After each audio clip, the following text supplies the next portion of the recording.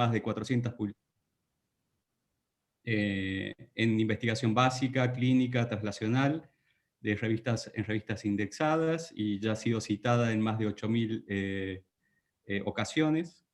En el 2016 fue cofundadora del Grupo Español de Mujeres Hepatólogas y presidenta del primer comité sobre el papel de género en trasplante hepático dentro de la ILTS. Ha sido editora asociada de Liver Transplantation, de Journal of Hepatology y Transplantation. Actualmente ejerce su tarea como hepatóloga en el Hospital Universitario y Politécnico La Fe, donde es responsable del grupo de hepatología y trasplante hepático, y coordina el grupo de Centro de Investigación Biomédica en Red de Enfermedades Hepáticas y Digestivas. En abril del 2019 fue nombrada presidenta de la Sociedad Internacional de Trasplante Hepático, cargo que ocupa actualmente. La verdad que es un placer escucharla siempre en todos los congresos y poder introducirla y que ustedes disfruten de una charla de ella. Gracias, Marina. Bueno, pues muchísimas gracias por esta introducción. Cuando me piden el resumen les voy a mandar una línea porque luego me da vergüenza esto. Para mí realmente es un honor estar aquí y bueno, como ha dicho, pues desde mayo soy presidenta de la Sociedad Internacional de Trasplante Hepático y les invito a todos a formar parte de esta sociedad, que realmente es una sociedad pequeña, no es muy grande, y yo creo que por eso es una sociedad bonita, donde se crean lazos y hay relaciones que al final nos ayudan, yo creo, a todos a progresar y aprendemos todos de todos. Pues muchísimas gracias. Lo voy a decir, sí, estoy un poco espesa porque he dormido poco, porque justamente hemos estado con varios trasplantes en los últimos días y estoy justamente de guardia. Y yo voy a hablarles un poco de los avances clínicos y de los retos que nos hemos encontrado en los últimos años, y voy a intentar centrarme en trabajos que hemos hecho en nuestro centro. Evidentemente hay muchísimas más cosas de las que voy a decir. Esto es una cosa gigantesca y por tanto voy a reducirme a algunos aspectos. Y lo cierto es que el avance en la inmunosupresión, pero también en la cirugía y en el manejo peroperatorio, pues condicionó, por un lado, una reducción, esperen que voy a poner esto en la una reducción sustancial de las tasas de rechazo durante el primer año, que hoy en día son menores a un 10-15%, y de forma paralela un aumento sustancial de la supervivencia, de tal forma que hoy en día la supervivencia al año generalmente es mayor del 90% en la mayoría de centros. Pero este éxito fue también un poco el gran problema del trasplante, porque esto condicionó un aumento súper importante de las indicaciones de trasplante y con ellos un aumento de la mortalidad en lista de espera, del número de pacientes que están esperando un hígado frente a un aumento menor del número potencial de donantes y por tanto de ese gap que existe entre donantes y candidatos. Por otra parte, hay un aspecto que sí que me parece importante destacar. Hemos mejorado de forma sustancial en ese primer año después del trasplante, pero si observamos lo que sucede en aquellos pacientes que ya pasan 6 meses desde el trasplante, vemos que realmente no ha habido una mejoría tan llamativa a lo largo de los años en los que se han trasplantado los pacientes. Es decir, que creo que tenemos aún un trabajo que hacer para mejorar esta mortalidad tardía. Y ahora veremos un poquito las causas. Si empezamos por el aumento progresivo del gap entre los donantes y receptores, pues hay estrategias que se han desarrollado, que hemos desarrollado todos los grupos en todo el mundo para intentar reducir esa mortalidad en lista de espera. Por un lado, aumentar el pool de donantes y evidentemente esto se puede hacer. Yo voy a hablarles un poquito del modelo español, de la utilización de donantes subóptimos y no les hablaré mucho de los injertos no convencionales porque de esto yo creo que los cirujanos tienen más experiencia. Desde el punto de vista del modelo español, yo creo que ha sido básico la creación de una Organización Nacional de Trasplante, la creación de centros, unidades de cuidados intensivos en todos los hospitales, ya sean pequeños o grandes, aunque solo sea para la donación, con coordinadores de trasplante en todos estos hospitales. Y lo cierto es que en los 5 últimos años, y me he parado y no he hablado del año del COVID, porque como en todas partes hemos tenido una caída sustancial en el 2020, pero se ha producido en un momento dado pensamos que nos íbamos a quedar ya en una especie de plato, pero hemos seguido aumentando en los últimos años y vean como en las regiones de España tenemos zonas que tienen hasta 86 donantes por millón de habitantes. Nosotros estamos aquí en Valencia con 48, por lo tanto nos queda mucho trabajo por hacer si queremos alcanzar estas zonas del norte de España. Estas mejoras se han dado pese a la existencia de una reducción continuada a lo largo del tiempo de los donantes que provienen de los accidentes de tráfico, que hoy en día solo son un 3,8%, y lo que más tenemos, yo creo que como en todas partes, esos donantes que provienen de los accidentes cerebrovasculares. Uno de los aspectos clave, yo creo, en España, aparte de la organización, de la estructura de la organización de la ONT, es realmente la utilización cada vez más frecuente de esos donantes añosos. Y en una editorial que se publicó en el 2013, pues realmente destacaban que mientras en España en un periodo corto se había pasado de utilizar los donantes de mayores de 70 años, habían aumentado un 132%.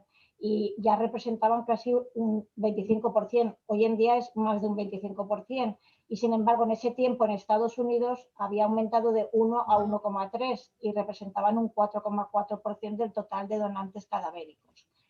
En hígado en concreto, pues hemos llegado a utilizar donantes de 94 años en España, y en mi centro hemos utilizado un donante de 91 años y el receptor, a mí me hace mucha gracia porque yo siempre digo que son receptores que están con que tienen hígados centenarios, porque claro, llevan 10 años vivos con donantes de 90 y pico años, lo cual es, desde un punto de vista conceptual, es realmente interesante. Y además hemos demostrado, y este es un estudio que hicimos con la Clínica Mayo, que los resultados cuando comparamos los donantes octogenarios con los donantes más jóvenes de 60 realmente no son diferentes estadísticamente. Y esto es posible porque realmente sí que tenemos un poquito de cuidado y tomamos una serie de medidas cuando utilizamos esos donantes añosos. Aquí es una revisión de todas las estrategias que se hacen para utilizar estos donantes añosos, pero yo querría decir sobre todo que hay yo creo que una parte muy importante del cirujano que va a valorar esos hígados, que va a valorar la aterosclerosis que hay en las arterias hepáticas, y luego realmente cierta parte en la selección de los receptores. Y en ese sentido, en España creo que tenemos bastante suerte, porque al tener cada vez más donantes, realmente no tenemos donantes con MELs de 40, personas totalmente inestables desde un punto de vista hemodinámico, y nuestros MELs generalmente se sitúan en torno a 20, 22, 23. Por lo tanto, esto facilita la utilización de estos donantes añosos. Y luego, evidentemente, el virus C, que ya no es un problema, pero que previamente era un problema. El otro punto importante es la donación a corazón parado, que también empezamos tarde, pero realmente hemos aumentado de forma sustancial y nos hemos convertido en uno de los países con tasas de donación a partir de donante a corazón parado de las más altas del mundo. Y de nuevo, con datos que demuestran que, si bien es cierto que los resultados con el donante a corazón parado parecen ser, en las series a lo mejor un poquito más históricas, parecen ser un poquito inferiores al donante cadavérico, lo cierto es que los peores resultados se los llevan aquellos que se quedan en lista de espera esperando a ese donante cadavérico. Por tanto, es una estrategia que hay que utilizar y hay que utilizarla bien. Y uno de los aspectos que a nosotros nos han permitido mejorar los resultados en España, que se publicaron recientemente y que tampoco hablaré mucho porque creo que es más de parte quirúrgica, es la utilización de la perfusión normotérmica regional, que sobre todo nos ha permitido valorar la calidad de estos órganos cuando los vamos a utilizar. Y ha permitido también, en cierto modo, en nuestro estudio multicéntrico español, la utilización de esta técnica cuando se utilizan los donantes a corazón parado nos ha reducido la tasa de complicaciones biliares, de isquemias intrahepáticas y globalmente de la pérdida del injerto frente a la super rapid recovery. El otro aspecto para reducir la mortalidad en lista de espera es reducir el pool de candidatos y mejorar la priorización en lista de espera. el ejemplo paradigmático de la reducción de los candidatos ha sido la utilización de antivirales de acción directa en el virus C, pero también la de los antivirales frente al virus B. Aquí ven un estudio de nuestro centro en la que vemos cómo con esta utilización de antivirales de acción directa se reduce de forma sustancial la ascitis, la encefalopatía, mejoran los parámetros analíticos y esto nos ha permitido retirar a gente que incluso estaba en lista de espera. Este es un estudio en el que participamos multicéntrico europeo y vemos que antes de empezar el tratamiento antiviral, la mayoría de nuestros pacientes estaban en una situación fuera de esta área que podemos denominar área de retirada de lista de espera. Y al final del seguimiento, después del tratamiento y seguirles durante varios meses, vemos que se quedan muy poquitos con necesidad de trasplante y la mayoría caen dentro en situaciones con un MEL inferior a 12, con un MEL sin indicación de trasplante, además completamente compensados desde un punto de vista de ascitis o encefalopatía. Y con el seguimiento a más largo tiempo, lo cierto es que hay pocas complicaciones en estos pacientes, aunque alguno se debe al final se vuelve a introducir en lista de espera, alguno porque desarrolla en general hepatocarcinoma. Lo que es evidente, yo creo que ustedes seguro que también lo han visto y en fin, porque lo estamos viendo en todas partes, es la caída llamativa, el impacto de estos antivirales en las listas de espera.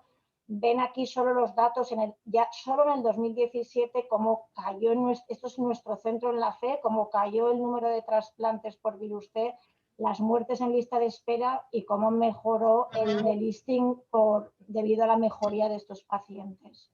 Y luego estos son datos que publicamos en España al mismo tiempo y de nuevo demuestran cómo van disminuyendo la lista de espera, el número de trasplantes, las nuevas inclusiones y las exclusiones por deterioro analítico.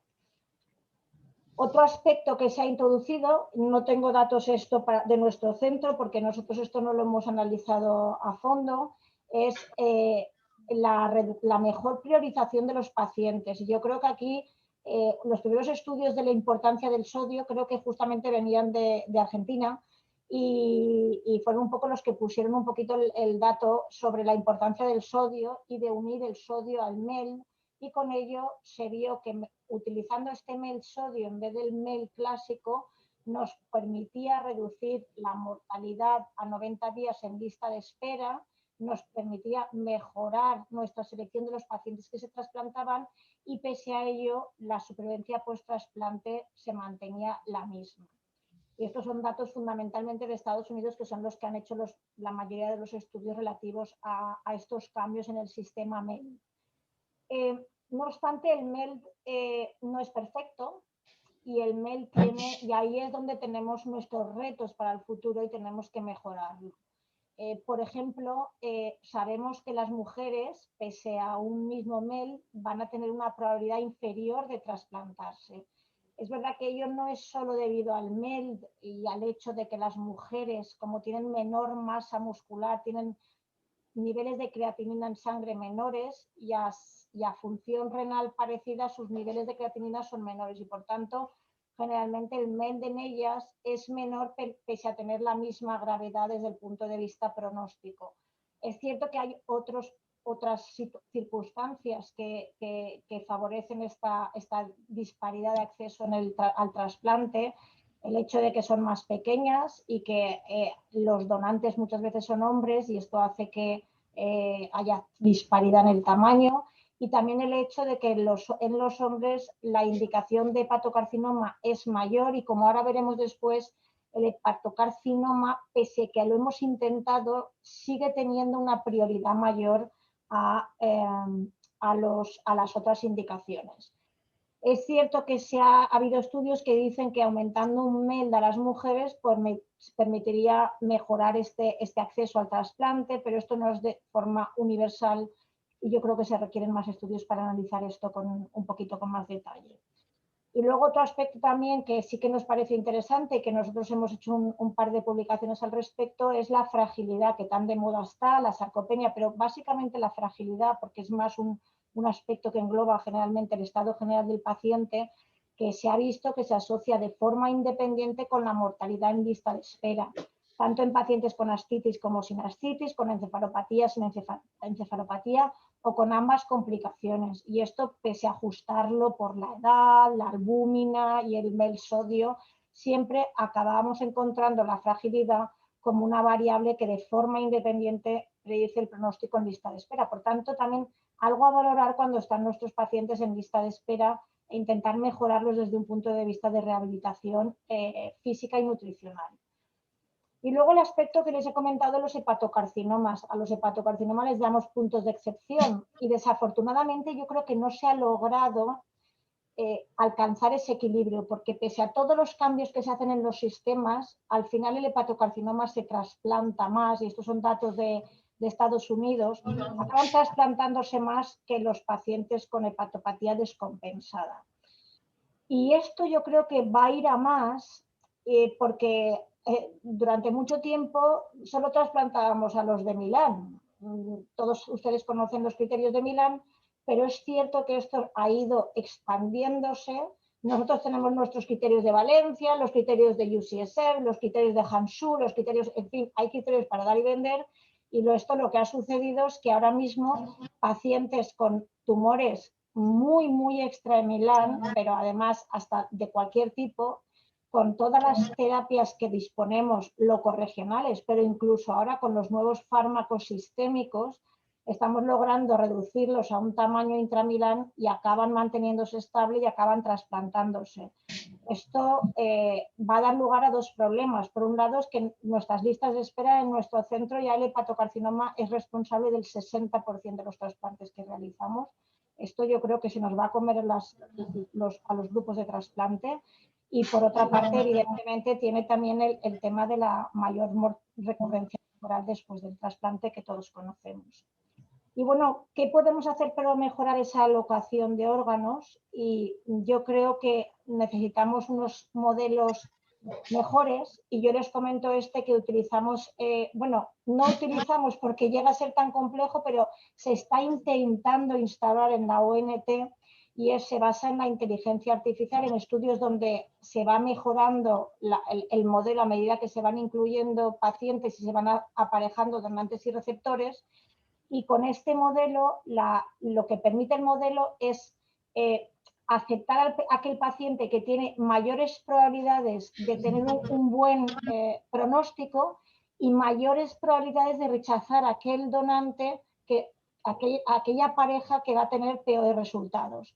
De tal forma que, por ejemplo, si tenemos este donante, los mejores resultados se van a obtener con el receptor 2 y 3, los peores con el 4 y el 1, y al final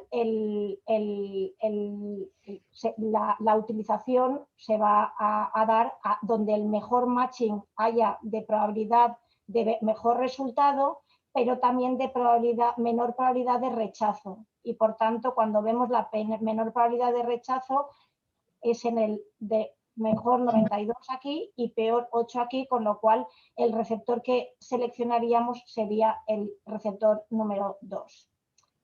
Y bueno, voy a la segunda parte, que es la parte que hemos mejorado mucho nuestros resultados iniciales. La verdad es que ya no vemos los rechazos, yo es que apenas veo rechazos, si vemos es algún rechazo por algún paciente que se deja la medicación, pero básicamente el rechazo nos ha desaparecido. Pero tenemos todas estas complicaciones a largo plazo, que son las que están relacionadas con esta falta de mejoría a largo plazo. Este es un estudio, hay muchos, nosotros tenemos un par de estudios en nuestro centro. A mí me gusta mucho este estudio de los nórdicos en Europa, porque lo que hace es comparar el resultado de los trasplantados en 2 periodos de tiempo a la población general en 2 periodos de tiempo, macheados por edad y sexo. Y como ven, siempre la población trasplantada en los 2 periodos de tiempo tiene una un exceso de mortalidad de un 30% respecto a la población general. Y esto se debe básicamente a una mortalidad extrahepática, no a una mortalidad relacionada con el proceso de pérdida del injerto. y sobre todo problemas de malignidad, neoplasias, infecciones, problemas cardiovasculares, pero no tanto el problema del injerto. Globalmente este estudio demuestra que nuestros pacientes tienen una mayor probabilidad de morirse antes de tiempo comparado con la población general. Y las complicaciones que condicionan y las causas que condicionan esta mayor mortalidad precoz, pues las hemos visto, es fundamentalmente el cáncer de novo. Tenemos muchos cánceres que tienen una incidencia estimada en relación a la de la población general significativamente mayor. Tenemos también un gran problema de enfermedad crónica renal, con un aumento significativo a lo largo del tiempo de esta enfermedad crónica renal, que a su vez tiene un gran impacto en el desarrollo de enfermedad cardiovascular. Tenemos una enfermedad cardiovascular que va aumentando progresivamente a lo largo del tiempo y que en nuestra serie a partir del 10º año incluso aumenta más rápidamente, y problemas de infecciones oportunistas y recurrencia de la enfermedad primaria, sobre todo tumoral. Me voy a centrar en una de estas complicaciones porque es la que nosotros estamos estudiando un poquito más a fondo, y es la de la enfermedad cardiovascular post-trasplante. En nuestra serie más reciente, un 14% de nuestros pacientes desarrolló enfermedad cardiovascular, y nuestros factores de riesgo del desarrollo de esta enfermedad cardiovascular fue justamente la función renal en el momento del trasplante y al año del trasplante, y el índice de Framingham en el momento del trasplante y al año del trasplante. Y desafortunadamente, todos los factores de riesgo cardiovasculares tienen mucha relación con la inmunosupresión y aumentan de forma sustancial después del trasplante. Este también es un estudio de nuestro centro que demuestra cómo han ido aumentando todos estos factores de riesgo cardiovascular, y que, por ejemplo, aquellos pacientes con más de 3 factores pasa de ser un 1% en el momento del trasplante a un 37% a los 10 años. ¿Qué hemos hecho? Bueno, pues hemos intentado controlar todos estos factores de riesgo, hemos intentado, ahora hablaremos de la inmunosupresión un poquito, pero intentamos controlar todo este síndrome metabólico. El problema es que no lo hacemos muy bien. Estos son 2 estudios multicéntricos españoles, este último liderado por nuestro grupo y el primero de hipertensión arterial y diabetes, y los 2 demuestran básicamente lo mismo. Me voy a centrar en el primero, que demostró que el 53% de los casos que tenían hipertensión, 70% estaban bien controlados de nuestros pacientes, cuando los analizábamos con un buen detalle y analizando bien su tensión arterial en unas cuantas visitas. Pero un 30% tenían la tensión mal controlada. Y de aquellos que teníamos etiquetados como no hipertensos, había un 33% que cuando se estudiaban bien tenían hipertensión. Esto evidentemente demuestra que tenemos que mejorar a lo mejor nuestra estrategia. Debemos a lo mejor tener una mayor relación con los médicos de atención primaria. Lo mismo sucede con la diabetes, por tanto hay, como se dice, room for improvement, y tenemos que mejorar en este tema porque son los factores de riesgo mayoritariamente asociados con la enfermedad cardiovascular y con también el desarrollo de tumores. Y acabaré con el gran problema de la inmunosupresión. La inmunosupresión que nos ha permitido, mi primera diapositiva, llegar a este éxito que tenemos, pero que sin embargo después de casi, 40 años que llevamos con el trasplante, desafortunadamente no somos capaces de individualizar adecuadamente la inmunosupresión.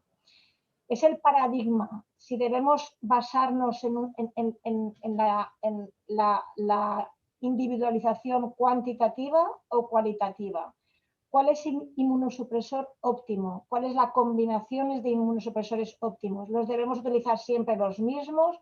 No siempre los mismos, debe ser por indicación de trasplante.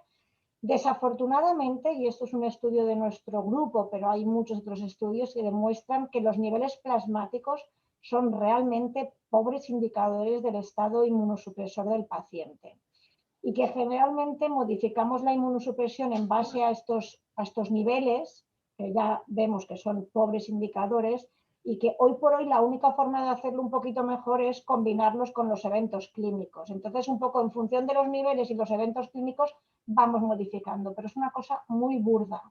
Tenemos claramente necesidad de mejores marcadores farmacocinéticos y farmacodinámicos y finalmente, desde el punto de individualización cualitativa, yo creo que aquí estamos en la edad de piedra, porque realmente cambiamos de categoría de fármaco, inmunosupresión, en función de la presencia de complicaciones y no lo hacemos de forma en general anticipada. Por lo tanto, desde mi punto de vista, aquí tenemos mucho camino de hacer, pese a que sea el aspecto fundamental que ha demostrado que ha consolidado el trasplante como una terapéutica al alcance de prácticamente todos los centros.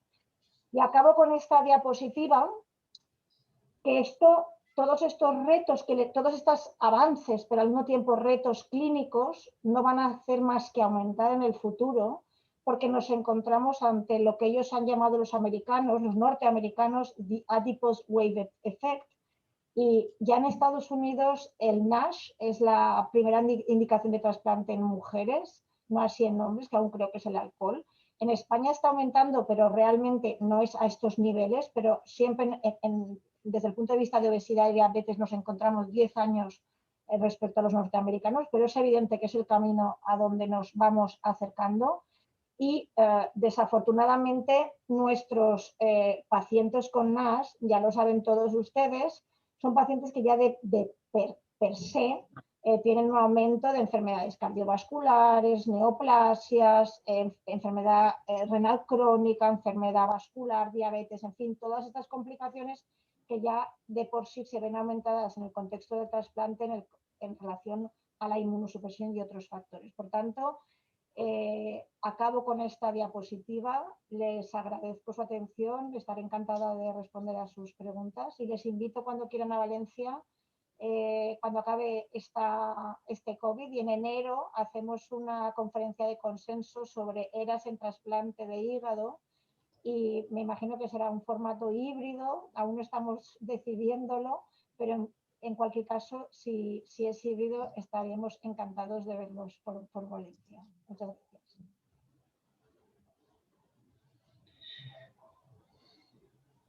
Muchísimas gracias. Gabriel, por favor. Sí, muchísimas gracias, Marina, la verdad, excelente. Yo quería comenzar con una pregunta, digamos. Una de las cosas que vos comentaste desde el inicio es la procuración, ¿no? Y el modelo español. Para nosotros, sin duda que la procuración es un gran problema y desde Argentina también han ido mucha gente a especializarse y a buscar el modelo español para implementarlo también acá en Argentina. De todas maneras, no hemos llegado ni por casualidad a los números que manejan ustedes, y menos a la zona de, creo que es el País Vasco, donde están en 86 País Vasco, es una pasada. un millón de habitantes. Sí. Entonces, ¿vos por qué crees? Creo que pasó con muchos países también. ¿Por qué no podemos replicarlo en otros países? Pero yo creo que se ha replicado en otros países. Italia vino a aprender el sistema, Croacia vino a aprender el sistema y realmente sí que han acabado teniendo unos números muy elevados. Yo creo, de verdad, creo que es un compendio de factores y de estrategias, pero para mí el más importante es que cualquier hospital, ya sea de tercera división, que digo yo, tiene al menos alguna cama para mantener a los pacientes que digamos, en situación muy grave, en una situación de cuidados intensivos, aunque sea cuidados intermedios, pero con una posibilidad de mantenerlos hasta que se haga a lo mejor el traslado a un hospital grande. Y que en todo hospital, como digo, hasta tercera, hay coordinadores de trasplante que generalmente son personas médicos que trabajan en urgencias o médicos que trabajan en intensivos o cardiólogos. En algunos de estos hospitales más pequeños a veces son cardiólogos, internistas, o sea, hay de todo tipo. Y hay un dinero detrás. Se paga un dinero para que esta gente, o sea, si no hay dinero, yo es que creo que esto no, de verdad lo digo claramente, creo que tiene que haber un dinero y que tiene que haber, desde luego, una motivación para estas personas. Estos coordinadores hay que cambiarlos cada X tiempo. Y en el País Vasco hay estudios muy bonitos de, claro, la gente empieza súper ilusionada, emocionada, con ganas de hacer, ir a por todo, pero llega un momento que todos nos quemamos, nos cansamos, en fin, esto es la ley natural de la vida. Entonces, estos coordinadores se ve cuando empiezan un poco ya a bajar la donación en su zona, y hay, se fomenta el recambio de estos coordinadores. Evidentemente todo esto se asocia a múltiples otras acciones desde un punto de vista educativo, les hacen clases sin parar para mejorar la aproximación a los familiares. Hay una relación estrechísima, por ejemplo, con el mundo de la información, de tal forma que en cuanto hay algún problema, tuvimos un problema, por ejemplo, con un donante que podía haber sido un donante que no quedaba claro para un futbolista, un donante vivo, y aquello rápidamente la Organización Nacional de Trasplantes salió en la televisión, enseguida dan toda la información, intentan ser hiper transparentes y tener muy buena relación con los medios de comunicación.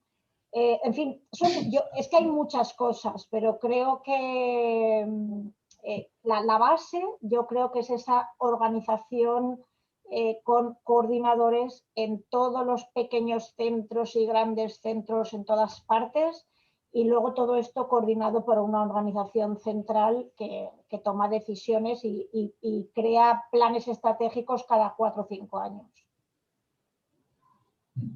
Bárbaro. Y hay una pregunta de que, pasando a la inmunosupresión, de cuál creerías que podría ser un correcto indicador del estado de inmunosupresión. Es que, vuelvo a repetirlo, es que yo creo que no disponemos de un indicador. Hay algún estudio que valoró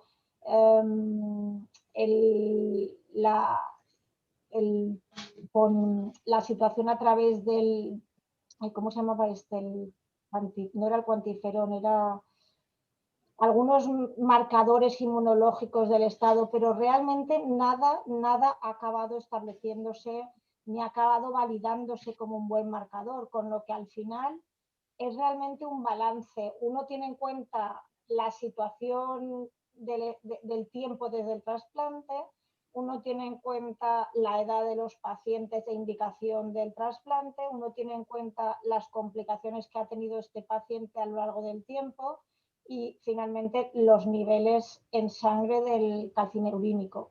Pero es una valoración global. Yo muchas veces cuando vienen los estudiantes o los residentes conmigo, les digo, no miréis ni los niveles, vamos a ver a este paciente cómo está, de dónde viene, cuál fue su indicación, cuánto tiempo lleva. Y ahora decirme, necesitamos tenerle muy inmunodeprimido, poco inmunodeprimido, nos podemos atrever a retirar la inmunosupresión, que yo la retiro con la gente ya que lleva más de 10 años de trasplante, pues vamos atreviéndonos y vamos retirando la inmunosupresión en los trasplantados hepáticos, pero es un balance, o sea, es tener en cuenta todas estas variables, y creo que esto sigue siendo bastante burdo. Me gustaría decir que hemos mejorado, pero no hemos acabado de mejorar mucho. Sí, nosotros también vemos las complicaciones cardiovasculares, y la verdad que, como decías, el rechazo no es mucho problema, digamos.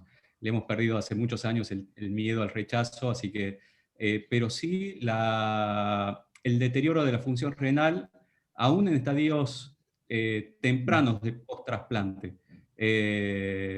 Y en eso también está involucrado los niveles todavía altos, creo que como nos manejamos en niveles, los niveles altos de tacrolimus, que son combinados con la edad, combinados con el estado previo del paciente, que deterioran esto. ¿Vos crees que las combinaciones tempranas con, por ejemplo, everolimus o un switch a sirolimus, no sé si lo utilizan post-trasplante, Sí, sí. eso puede, en forma temprana, puede mejorar esta progresión a la falla renal?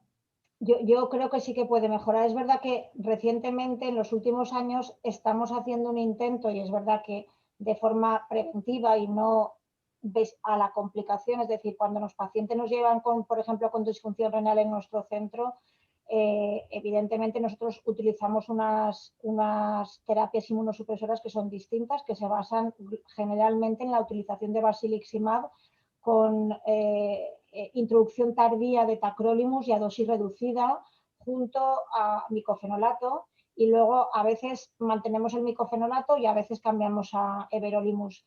Generalmente el cambio a everolimus lo hacemos si son candidatos tumorales, y no lo hacemos en otros candidatos.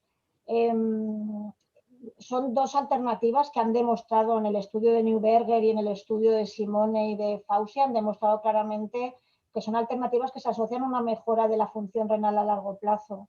Y que yo creo que son las que se están utilizando. Evidentemente hay revisiones sistemáticas de Per Álvarez claramente demostrando que niveles más allá de 10 miligramos en el nanogramos el primer mes no tiene mucho sentido, porque no por aumentar mucho más el tacrolimus en estos pacientes se ha visto que se reduce realmente el rechazo, y sí, por el contrario, que aumentan todas estas complicaciones. Por tanto, no debemos empeñarnos en aumentar estos niveles. Lo cierto es que pese a ello, de vez en cuando hay algún rechazo. Y de vez en cuando hay algún rechazo cuando hacemos, es verdad que cada vez tenemos candidatos, pacientes más atípicos, con problemas neurológicos. La gente cada vez vienen estos pacientes mucho más añosos, gente con 70 años, con stents, con cerebros que no acaban, y entonces acabas haciendo unas inmunosupresiones bastante atípicas, no son las clásicas por complicaciones que los pacientes desarrollan en el postoperatorio inmediato. Y estas inmunosupresiones atípicas, donde reduces muchísimo, retiras los inhibidores de calcineurina, te basas a lo mejor en combinaciones micofenolato, corticoides, y enseguida, en cuanto puedes, a los 15 días everolimus, pues a veces vives un rechazo de estos muy severos, y a veces hasta se ha perdido algún paciente. Y yo lo que veo en la gente joven, porque nosotros estamos ahora como en la fase de recambio, y se están yendo todos los que empezaron el mundo del trasplante en mi hospital, y ahora se está quedando toda una juventud que de repente, en cuanto ve un episodio de estos de rechazo tremendo, se aterrorizan y vuelven, y cuando yo vuelvo a ver a sus pacientes en las consultas, veo que les mantienen con mucha inmunosupresión porque están aterrorizados por ese caso que han vivido y no se percatan de lo que yo, que llevo ya 25 años, veo, que es un poco el seguimiento a largo plazo con todas estas pérdidas, esta gente en diálisis, estos pacientes con todos sus eventos cardiovasculares y con una merma clarísima de la calidad de vida, que eso también hay que tenerlo en cuenta. Muchas gracias, Marina, por la excelente conferencia. Tenemos que continuar para que los otros oradoras puedan comenzar. Sí, el próximo orador va a ser el doctor Daniel Masluf, quien es argentino de origen, vive en los Estados Unidos, se graduó en la Universidad Nacional de Córdoba en el año 1993, es cirujano de trasplante con más de 20 años de experiencia en investigación clínica y translacional. También es el director del programa de trasplante de la Facultad de Medicina de la Universidad de Maryland, y ha sido nombrado profesor de cirugía, director quirúrgico de trasplante de hígado y director de trasplante donante vivo por el Methodist Transplant Institute, y tiene experiencia en trasplante de riñón, de hígado, de páncreas, y su interés principal en investigación es la lesión por isquemia de reperfusión. Así que, Daniel, un honor contar con vos y escuchar tu conferencia. Bueno, muchas gracias, Oscar. Muy agradecido por la invitación al grupo organizador y a la Fundación Tercer Milenio. Es un placer seguir también, continuar la presentación con todo el conocimiento que trae Marina. En esta oportunidad voy a tratar de describir en 25 minutos las áreas de research o investigación que se están desarrollando más, al menos aquí en los Estados Unidos. Desde que todo esto empezó en los años 60, cuando Thomas Starr realizó sus primeros trasplantes y apareció la ciclosporina en el año 83, los problemas en trasplante continúan siendo similares a los del comienzo, si bien hemos hecho muchos avances. Número uno, que no hay suficientes órganos para trasplante, entonces nos focalizamos en aumentar la cantidad de órganos disponibles y en mejorar la calidad de los órganos que utilizamos. Segundo, es mejorar los resultados, porque muchos pacientes reciben órganos y queremos que esos órganos duren hasta que el paciente termine su vida. Y más recientemente, desde que con el gran advenimiento de la tecnología y las grandes bases de datos, entender mejor cómo podemos utilizar esto, y a través de los análisis de grandes bases podemos mejorar el manejo de nuestros pacientes. Entonces, cuando tengo que seleccionar 3 tópicos más importantes en research o investigación en trasplantes, yo diría que uno es aquellos que están enfocados en aumentar la cantidad de órganos y la calidad de los órganos disponibles. Marina presentó 2 o 3 de ellos, pero básicamente son los de perfusión pulsátil, los de perfusión regionales, que especialmente en Europa, 8 países tengo entendido lo tienen disponible, y 3 de ellos son mandatorios para donantes de corazón parado. Y bueno, y nuevas tecnologías que están apareciendo gracias al gran desarrollo y la expansión de las bombas de perfusión pulsátiles. El segundo punto, research que está focalizado en aumentar la sobrevida y mejorar los resultados del trasplante, y yo diferenciaría esto como biomarkers o biomarcadores de enfermedad. Entre ellos diría que expresión génica y DNA cell-free libre serían los 2 más importantes. Y finalmente, lo que recién se mencionó, el tema de medicina de precisión, el cual incluye la utilización de ómica o omics y el uso de inteligencia artificial. Cuando vamos a hablar a cómo se aumentan el número de órganos disponibles y cómo se mejora la calidad de ellos, todos estamos acostumbrados a ver lo que es utilización de órganos de pacientes añejos. España es uno de los ejemplos con donantes de mayor de 90 años. Hemos encontrado las formas y las diferentes tácticas de cómo mejorar el resultado de ellos. La utilización de órganos de donantes con hepatitis C o hepatitis B, la utilización de hígados grasos, la utilización de donantes con corazón parados, que yo ahora he aprendido que en Argentina todavía no se está utilizando, y la utilización de donantes con pacientes con cáncer. Todo esto se ha elaborado en los últimos años y ha habido un gran progreso en este sentido. Otras formas de aumentar la posibilidad de donantes sería la utilización de donante vivo, el uso de órganos bioartificiales, que todavía está en etapa preclínica, y hay un reciente auge y aumento de la investigación en xenotransplantation, que especialmente en la universidad donde estoy ahora, está muy cerca de transformarse en una realidad clínica. Cuando hablamos de bombas de perfusión pulsátil, los 3 instrumentos más conocidos aquí en los Estados Unidos, el de Organox, que es el desarrollado por la Universidad de Oxford por Peter Friend, el Liver Assist, que es el instrumento desarrollado en Holanda, pero recién vendido a la compañía Ex Vivo, aquí de los Estados Unidos, y Transmedic, que es una compañía de Boston, y que no solo tiene bombas de perfusión para hígado, sino en este momento para todos los órganos disponibles. Desde el año del 2018, cuando el primer paper, el primer manuscrito del grupo de Oxford salió demostrando la utilidad de la bomba de perfusión y cómo podía disminuir la cantidad de órganos descartados, se ha transformado en un área de mucho interés en muchas instituciones, y la investigación en esa área continúa siendo muy importante. Dando un paso más adelante, ahora el grupo de Zurich, con el profesor Clavien y el grupo que desarrollaron esta nueva máquina o este nuevo sistema que se llama Liver for Life, y agregándole diálisis, agregándole control de glucagón, insulina, agregándole manejo de las temperaturas y de los flujos y presiones de perfusión en la vena porta y en la arteria hepática, han logrado mantener hígados viables y vivos por más de 7 días. Y esto no solo tiene importancia porque puede ayudar a la mejor identificación del recipiente o el receptor adecuado, pero tiene otras opciones y otras posibilidades que se llaman intervención de ex vivo o intervención fuera del cuerpo. Cuando un hígado se mantiene en perfusión por más de 7 días, existe la posibilidad de intervenir en estos órganos y desarrollar, por ejemplo, algo que ya se está haciendo es inducir con factores de crecimiento, inducir reacción hepática ex vivo o fuera del cuerpo. Esto obviamente es súper importante para la opción de donante vivo y también para el tratamiento hepático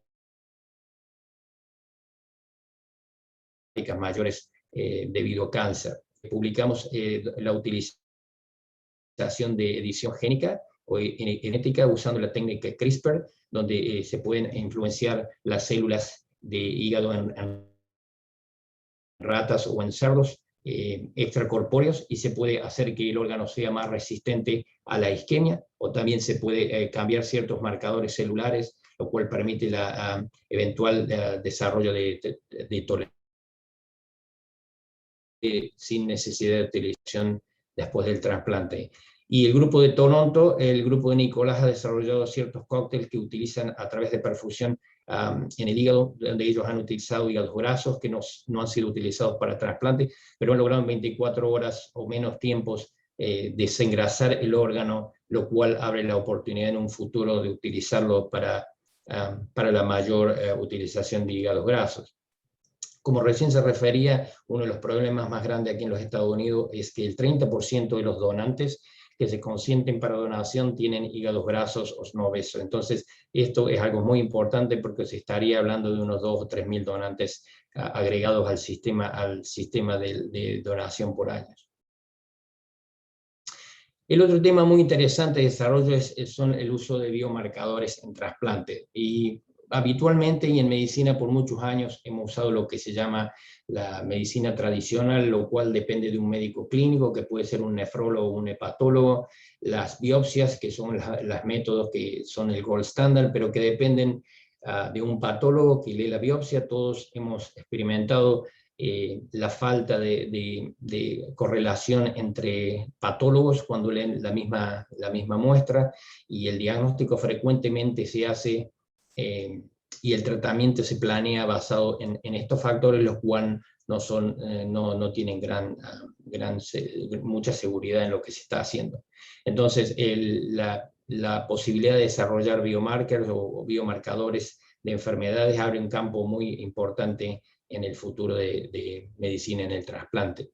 Uno de ellos es el DNA libre, que son fragmentos de DNA que se liberan cuando hay ruptura celular o muerte celular, y se liberan en sangre, que inmediatamente se degradan en unidades nucleosomales, que consisten en pequeños pares de bases, pero que están disponibles en el plasma por unos 30 minutos luego de la muerte celular. Esto abre la posibilidad a la utilización de esto como biomarcadores de rechazo o biomarcadores de lesión celular en el órgano trasplantado. Esto se desarrolló inicialmente para el diagnóstico prenatal a través de la madre con el DNA del niño, luego se expandió en el uso en cáncer, y finalmente ha llegado al campo de trasplante, inicialmente en riñón, pero ahora se está expandiendo en todos los órganos.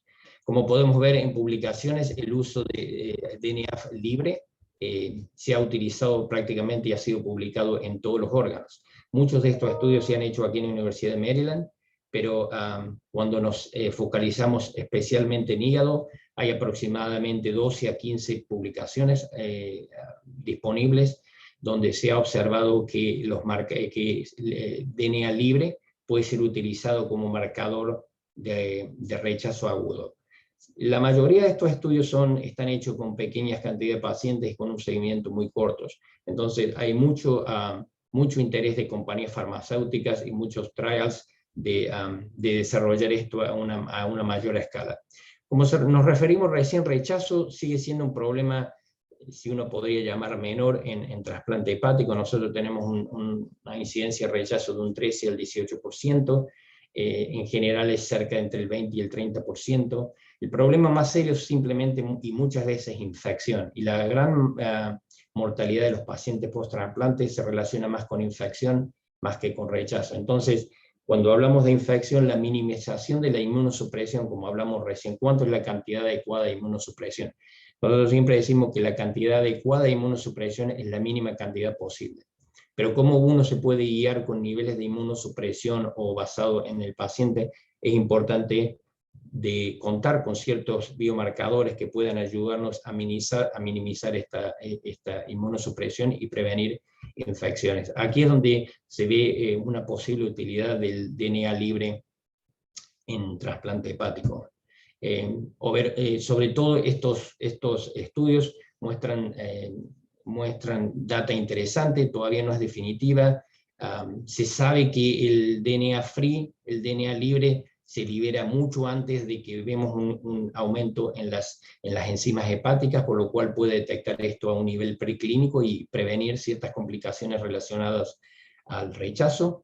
Y el estudio, la compañía CareDx aquí ya está comenzando un clinical trial en donde va a haber varios centros y nosotros participamos en ellos, donde van a estar observando exactamente esto. Se van a seguir los pacientes por 2 años y evaluar la posibilidad de preclínica de desarrollar biomarcadores de rechazo agudo. Un momentito, por favor.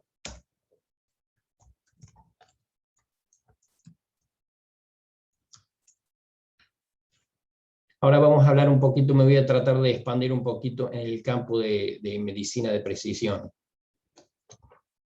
La medicina de precisión tiene como objetivo comprender cómo la genética, el medio ambiente y el estilo de vida de una persona pueden ayudar a determinar el mejor enfoque para diagnóstico, prevención o tratamiento de una enfermedad. El enfoque general incluye el análisis de datos del genotipo, del fenotipo de un paciente y del medio ambiente para ayudar a los médicos a identificar el mejor método de diagnóstico y la mejor terapia disponible. El concepto de medicina de precisión no es nuevo. Como podemos saber, la tipificación sanguínea se ha hecho por muchos años y esa es una forma de medicina de precisión.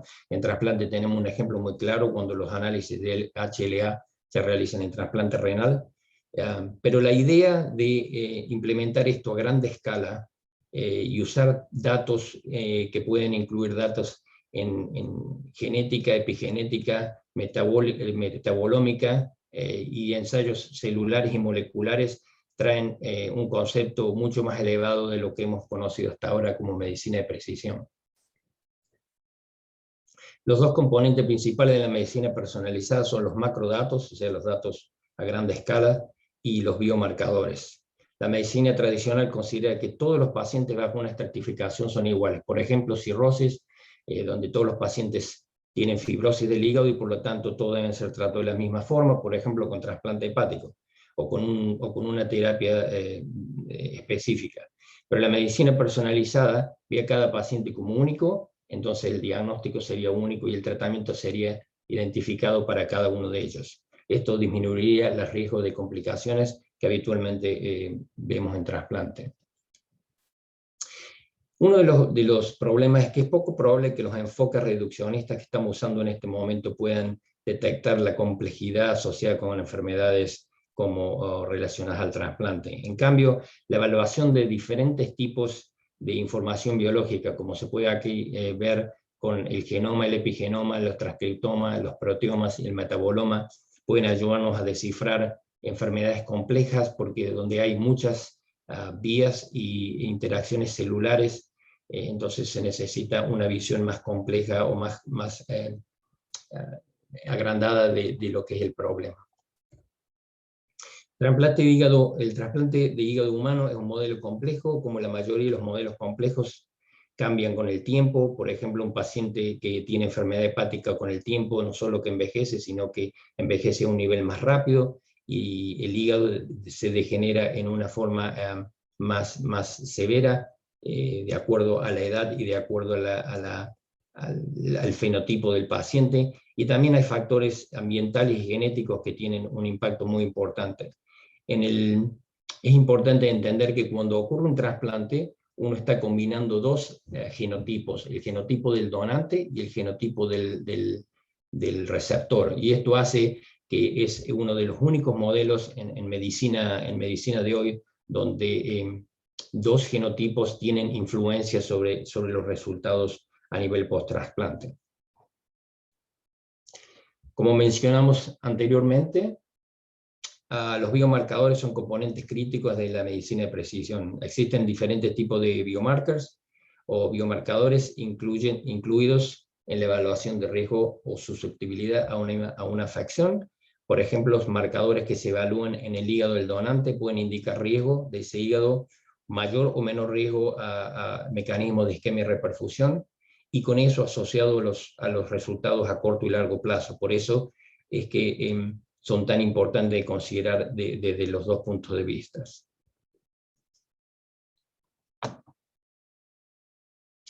Una área que nuestro laboratorio se ha dedicado recientemente es el área de usar biomarkers o biomarcadores para identificar la calidad del órgano antes del implante. Y esto con la idea de ayudar al cirujano cuando hace la decisión de utilizar un órgano. Nosotros hemos hecho investigación en el perfusato del hígado y también hemos observado en lo que se llaman las microvesículas, donde uno puede aislar, identificar los microRNA y también el DNA libre, y claramente se modifican de acuerdo a la cantidad de necrosis que uno encuentra en las biopsias asociadas en el hígado, especialmente en los hígados marginales o en los hígados de pacientes de alta edad.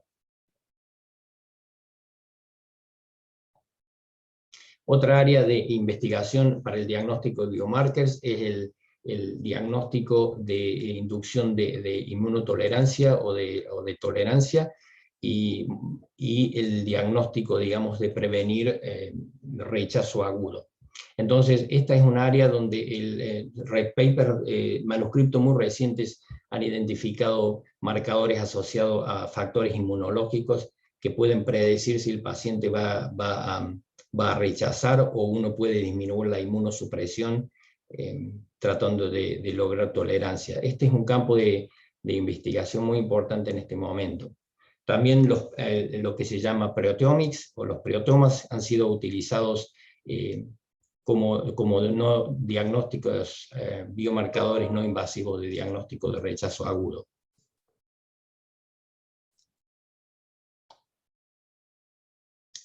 Como otro mecanismo también los microRNAs, que son otros marcadores predictivos, están siendo investigados por el grupo de Avi Shaked en Penn, donde ellos han identificado dos microRNAs, el 483 y el 885, que pueden detectar pacientes que cuando producen activación inmunológica con una sensibilidad y una especificidad de entre el 80 y el 90%. Y más tarde en el proceso, en el estudio retrospectivo, agregaron el microRNA 122 como para aumentar el nivel de predicción. El grupo de Penn está usando estos microRNAs para minimizar la inmunosupresión, y muchos de estos pacientes basados en estos marcadores y con el objetivo de medicina de precisión han logrado completamente ser removidos de inmunosupresión con el 12% de los pacientes con trasplante hepático, lo cual es un signo bastante exitoso de manejo de inmunosupresión. Finalmente, y como estábamos hablando de DNA libre, ya existen estudios donde pueden identificar mucho antes de que las enzimas hepáticas se eleven pacientes que están desarrollando rechazo. Este estudio específicamente fue importante porque ellos a su vez pudieron diferenciar pacientes que tenían enfermedad por CMV, enfermedad por EBV y también enfermedades inducidas por drogas.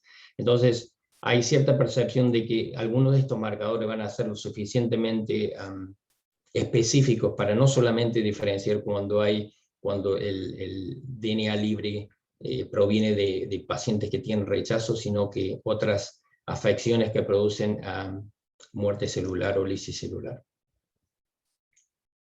Finalmente, en el estudio que es el CTOT, que fue realizado por Mike Abecassis y el grupo de Northwestern, identificó un grupo de 36 genes también que se modifican cuando un paciente desarrolla activación inmunológica y puede predecir cuando un paciente va a tener rechazo. Este estudio fue hecho durante el tiempo donde hepatitis C todavía fue una gran indicación para trasplante, entonces han tenido problemas validando este estudio, porque hepatitis C obviamente produce un efecto en el sistema inmune que en cierta forma era muy difícil de diferenciar con pacientes con rechazo agudo.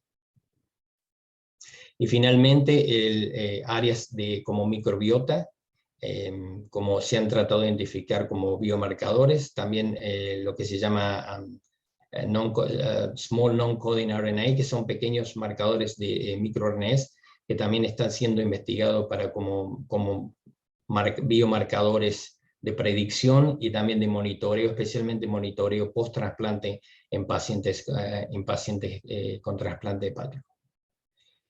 Finalmente, nada de esto puede ser hecho para aquellos que hacen expresión génica o para ellos que hacen estudios de epigenética. Uno sabe que la cantidad de datos que están disponibles después de un solo paciente son gigantescos. Entonces, esto no podría ser posible si no fuese por la gran cantidad de tecnología y gran cantidad de sistemas computacionales que permiten el análisis de una cantidad de data gigantesca como se está manejando.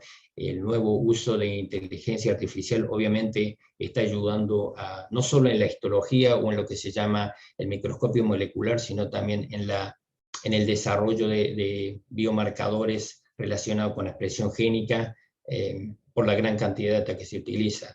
Nosotros estamos utilizando también inteligencia artificial para el monitoreo de los pacientes luego que son mandados a la casa. Pacientes salen con un sistema que monitorea en la casa todo lo que es presión arterial, temperatura, los ejercicios hechos por día y la nutrición del paciente, y eso es transferido automáticamente a un server en el hospital. Eso analiza y nosotros podemos regular los parámetros, la data se va analizando y tenemos alarma que cuando un paciente, por ejemplo, tiene temperatura o tiene aumento del ritmo cardíaco, el coordinador de trasplante es informado. Entonces hay mucho énfasis en disminuir el tiempo en el hospital aquí, porque obviamente está relacionado al costo. Entonces hay mucho desarrollo, innovación y recursos puestos en lo que es todo el manejo afuera del hospital de estos pacientes. Entonces, simplemente para concluir, voy a decir que la investigación en trasplante está en un momento único. Hay muchísima tecnología y hay un gran progreso, lo cual considero yo, trabajando en trasplante por 22 años ahora, he visto más progreso en los últimos 4 años, en cierta forma, que lo que se habían visto en los últimos 15, lo cual es muy importante. El tema de los biomarcadores de enfermedad y monitoreo obviamente están viniendo y van a quedar. El tema de DNA libre está siendo muy importante en todos los órganos y creo que lo vamos a estar usando mucho para monitorear en un futuro. El uso de inteligencia artificial claramente ha venido para quedarse y creo que va a ayudar, espero, mucho en lo que es el futuro de trasplante. Y bueno, por aquí muchas gracias y dispuesto a responder preguntas. Bueno, primero de todo, felicitaciones, Daniel, por la conferencia que nos diste y el campo que nos estás abriendo a todos nosotros. Yo voy a empezar a hacerte 2 o 3 preguntas. Hablaste primero de las máquinas de perfusión. ¿Cuál crees que son las que debemos usar? ¿Las normotérmicas, las hipotérmicas? ¿Y cuál te parece que va a ser la que tenga mejor utilidad? Después hablaremos de la que presentó Clavien, que me parece que eso es otra cosa. Campo. Bueno, que creo que está todo asociado, porque creo que lo que es normotérmica a largo plazo va a ser el futuro, porque en realidad, pudiendo mantener los órganos en una situación fisiológica, creo que tiene una ventaja gigantesca comparado con el resto, y poder controlar la viabilidad del órgano y la función del órgano ex vivo tiene una utilidad que creo que es el futuro a donde vamos. No solo eso, sino que cuando uno ya empieza a controlar esos factores, esos pequeños factores que hacen que un órgano, en vez de estar viable por 2 días, se transforme en 7 días, y quién sabe, en un año estaremos en un mes, ya cambia mucho el concepto de a dónde vamos. Porque por ejemplo, nosotros hicimos varios proyectos de regeneración hepática y observamos que los órganos pueden, nosotros logramos conseguir, tener órganos, hacíamos resecciones hepáticas y los manteníamos en perfusión normotérmica con nutrición por 3 días y observamos un crecimiento del 30% de esos órganos en regeneración.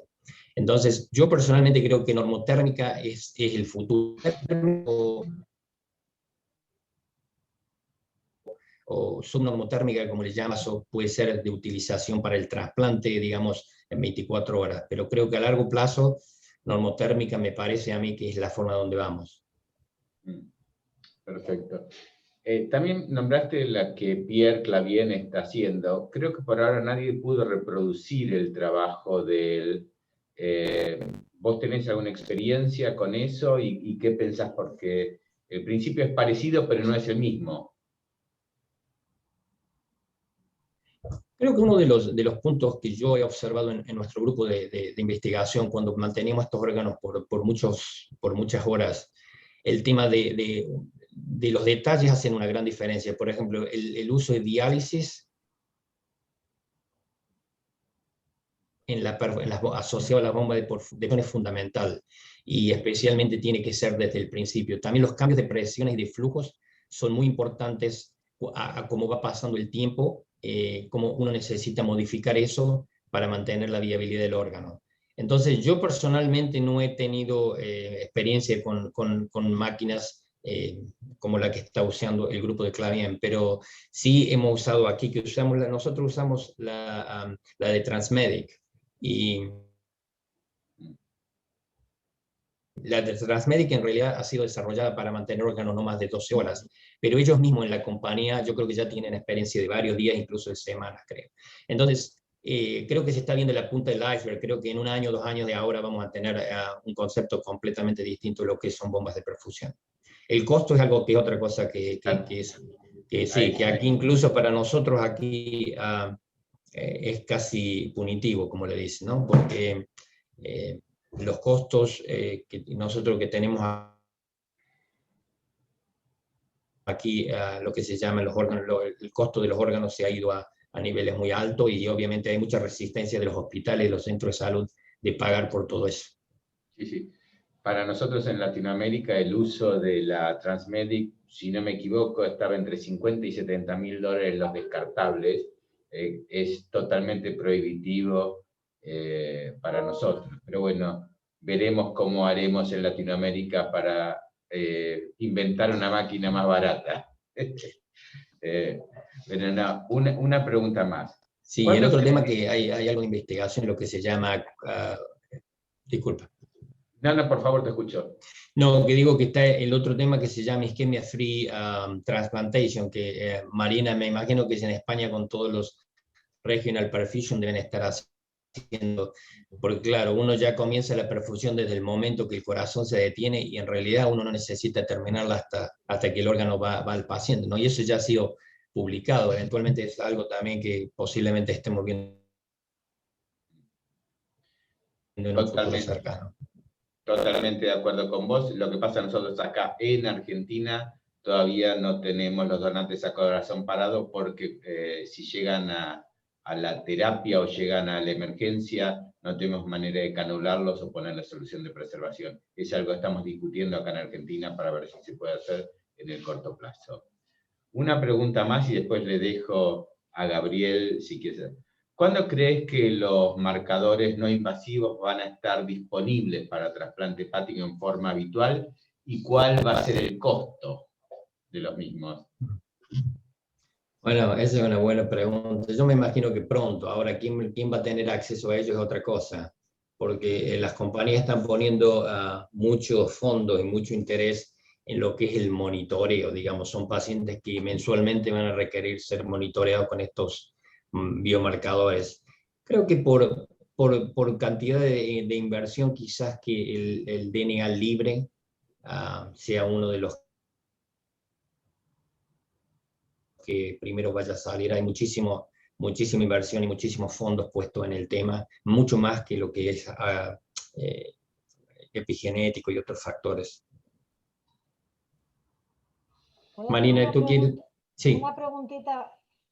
¿Tú piensas realmente en los estudios, que te los conoces mejor, que la fiabilidad de estas técnicas respecto a lo que vamos a obtener de beneficio va a superar esta combinación de lo que estamos haciendo ahora? porque hoy por hoy yo veo que lo que predicen sobre todo están sobre todo con el rechazo, ¿no? Y cuando he estado leyendo un Sí, poco, me da no las veo suficientemente limpias y fiables como para definir realmente. Aún no he encontrado, el trabajo este que hacen de los microRNA me ha parecido muy interesante, no lo conocía. Me parece interesante, pero yo me Marina, pregunto lo que si yo realmente... podría... Sí, disculpa, la comunicación mía está un poquito lenta. Lo que quería decir es que creo que en hígado es mucho más complicado, porque hígado es un órgano muy importante, muy bueno y regenera. Entonces, cualquier rechazo regenera y el hígado funciona bien, ¿no es cierto? Es muy distinto lo que ocurre en pulmón o lo que ocurre en riñón. Entonces, creo que van a tener más utilidad en otros órganos. Creo que en hígado el gran futuro, el gran, digamos, desarrollo va a estar en lo que va a ser perfusión y generación, y porque eso sí podría cambiar la historia de lo que estamos, y lo que están haciendo ustedes en España con es la perfusión regional, que lamentablemente aquí hay muchos factores todavía, pero eso va a ser obviamente el futuro de donante con corazón parado. Sí, yo iba también a preguntarle al doctor Maluf ahí, más o menos en sintonía con lo que decía Marina, digamos, cuál es, sobre todo con el DNA libre, digamos, si esto también va a poder diferenciar entre los tipos de rechazo en hígado y también sobre los grados que puede haber de rechazo, si eso, o simplemente decir tiene rechazo o no. Sí, como digo, en hígado creo que nunca va a ser exitoso como en otros órganos, pero sí creo que el monitoreo va a prevenir rechazo, que bueno, hay algunos eventos donde rechazo se convierte en un problema en trasplante, ¿no? En trasplante hepático, pero no sé, Oscar, tú en pediatría, yo no tengo mucha experiencia en pediatría. No, no No demasiado. sé, en rechazo en pediátrico tienen un poco de severidad más importante. La realidad es que nosotros hacemos una inmunosupresión modulada a cada paciente con muy bajos corticoides y realmente no estamos teniendo el rechazo, lo bajamos a alrededor del 20-22%, como te contábamos ayer, como máximo. Así que es algo que también le fuimos perdiendo el miedo en los pacientes y los queremos con poca inmunosupresión y cero de esteroides. A lo mejor, Daniel, en el cell-free DNA, pero para los tumores sí que puede ser muy interesante. Claro que sí. Ahí, Y el ahí me otro, parece que puede ser una pasada esto, si sale bien. bueno, acuérdate que el cell-free DNA empezó con el tema de los tumores, ¿no? Antes que el trasplante. El otro tema que tú hablabas, Marina, de microRNA como marcadores de viabilidad hepática es muy importante. El grupo de Luc van der Laan están haciendo en Holanda, y lo que ellos han mostrado que lo primero que se libera en el perfusato, especialmente cuando los órganos son perfundidos, son estas microvesículas donde pueden identificar los marcadores que son los microRNA allí. Entonces, creo que eso cuando las bombas de perfusión se transformen en un sistema, digamos, estable, va a ser utilizado. Okay. Bueno, les agradezco y voy a continuar, que está el doctor Chapman, que salió de quirófano específicamente para esto. Will, are you here? Hi. I know. Yes, Oscar. Okay. Are you going to give the talk in Spanish? Let me introduce now. Just kidding. Yeah, no, I'm apologetic for the delay. I had something came up in the OR, but very much appreciate being invited to this discussion. Now, okay. Let me introduce to everybody you in Spanish before. 1 second. Bueno, para los que no lo conocen, Will Chapman es el jefe de la sección de cirugía de trasplantes y jefe de la división de cirugía general de la Facultad de Medicina de la Universidad de Washington. Sus áreas de especialidad incluyen trasplante de hígado, cirugía hepática, cirugía hepatobiliar y trasplante adulto y pediátrico. Se graduó de la Universidad de Medicina de la Universidad de Carolina del Sur en 1984.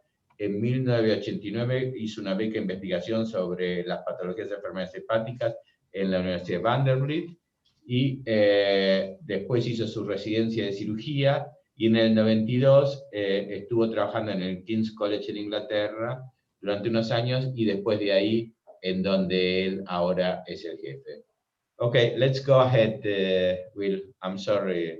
No. Thank you, Oscar. So let me see if I'm trying to share screen share. Yeah. Uh, Great. We can see that your screen. do you see my screen? Yes. Okay. So before I start, let me mention a couple of things, just so everyone has it on their radar.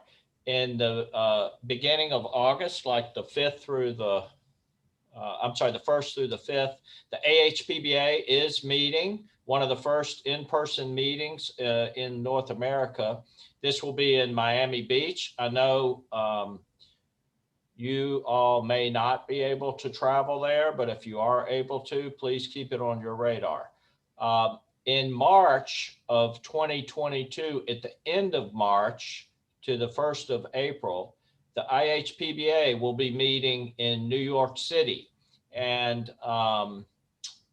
this will be a great meeting. Again, I think things are quieting down and opening up in the United States. I know that's not true for much of the rest of the world and probably not true for Latin America, but something to think about.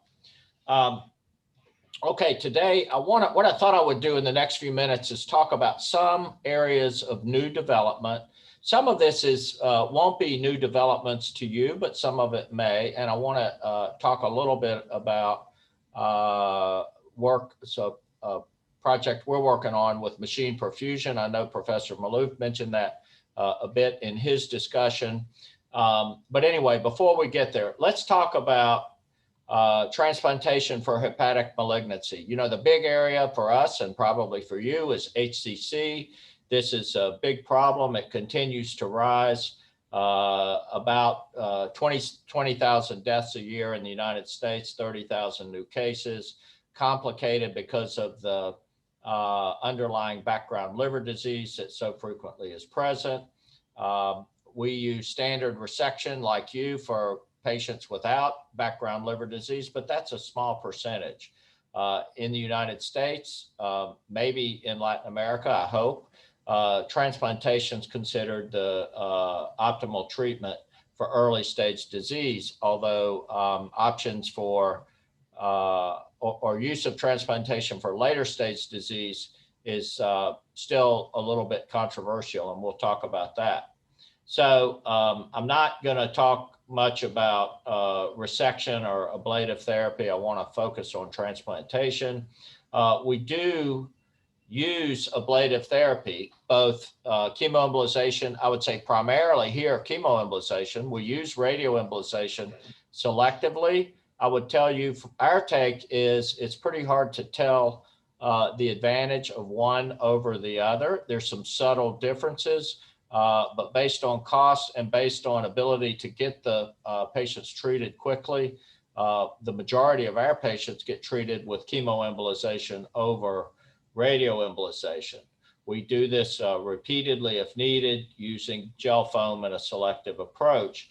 And this can be very dramatic in the results that can be achieved. Here's a patient, not a transplant candidate, but a 47-year-old man, bedbound, who lived 2.5 years after chemoembolization before dying with lung metastases. But, you know, how do we use this in combination with transplantation? And what about transplantation for this malignancy? And I want to talk briefly, and we can talk a little more in discussion about use of transplantation for other malignancy.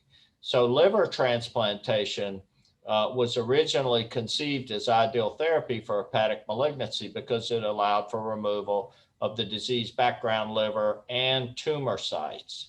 This is the only solid organ transplantation area, I would mention, where you'd ever consider transplantation in the setting of malignancy. We'd never do that in lung transplant, for example. Having said that, early case results were dismal until the mid-1990s. Now, I'm not going to talk about transplantation for cholangiocarcinoma or metastatic colorectal cancer, but we do this. We have a pretty standard protocol for cholangiocarcinoma. We've transplanted almost 40 patients with cholangio.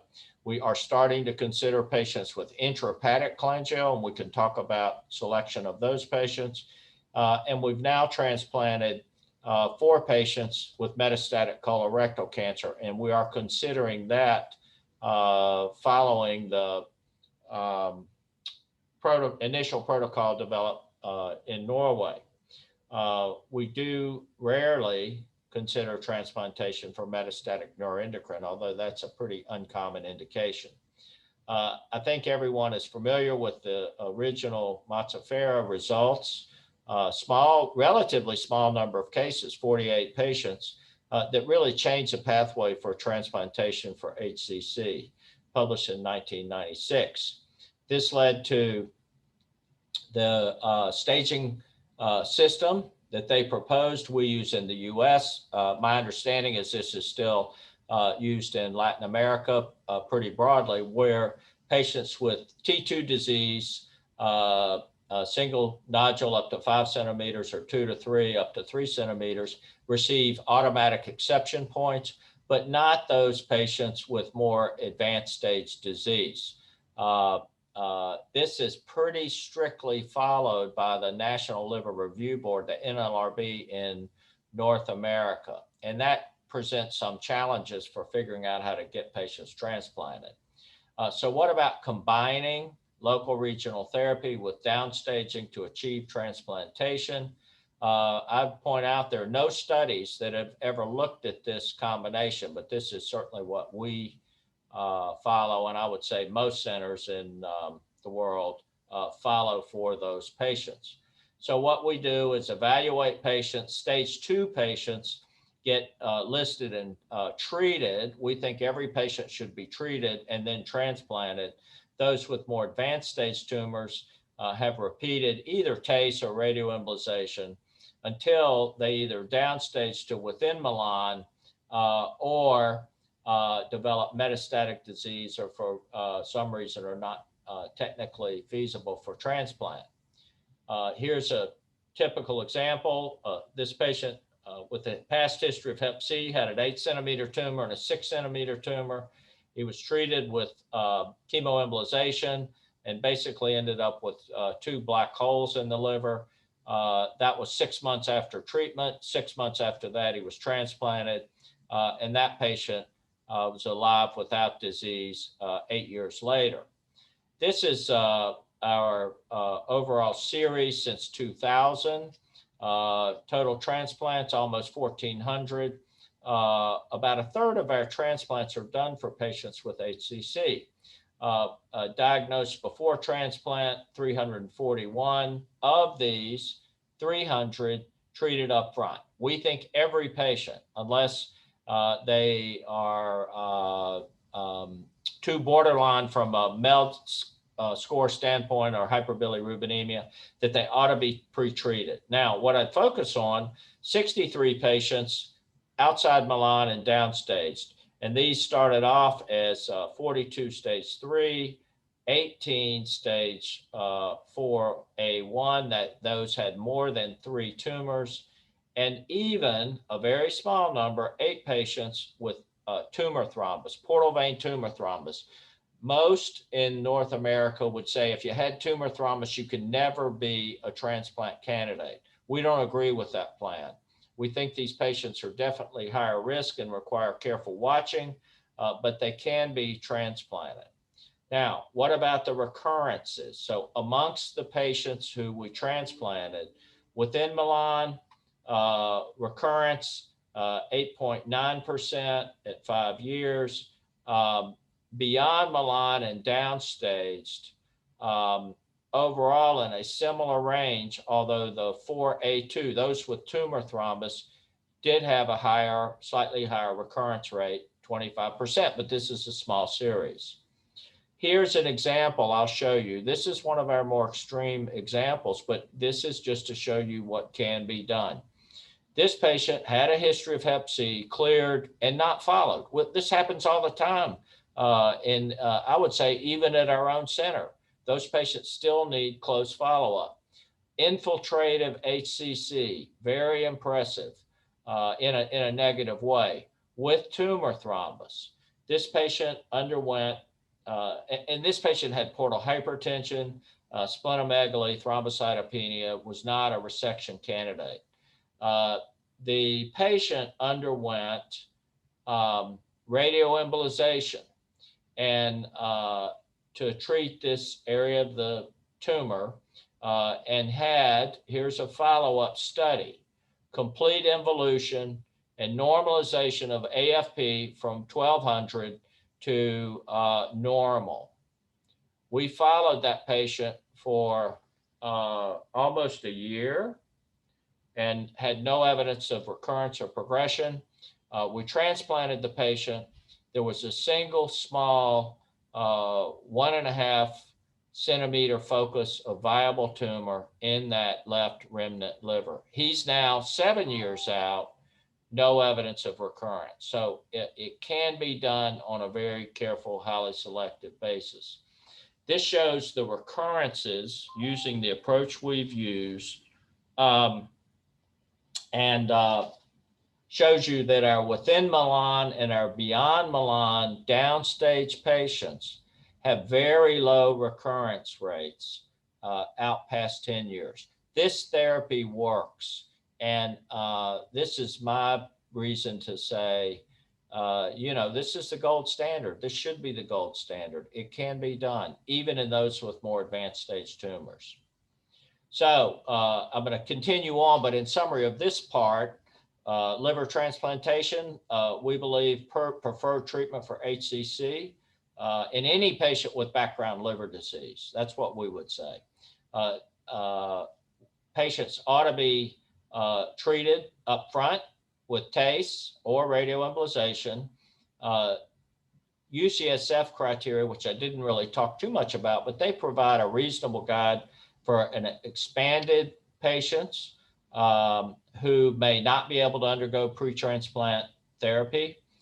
Patients beyond UCSF should be required to have downstaging and not be transplanted, in our view, unless they do downstage.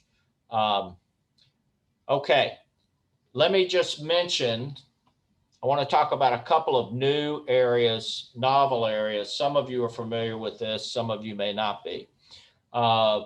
In 2001, we established the nation and maybe the world's first organ recovery center, where we move brain dead donors out of our hospital and out of our surrounding hospitals to a freestanding facility that's purpose-built for organ donors, staffed by ICU nurses.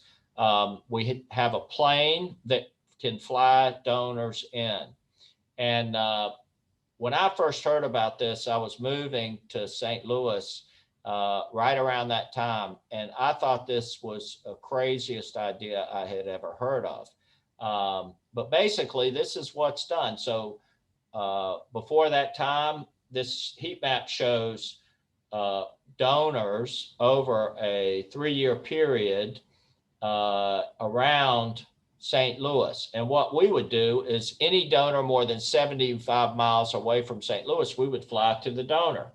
After this change, instead, we fly the donor in. We almost never fly for a donor in our service area.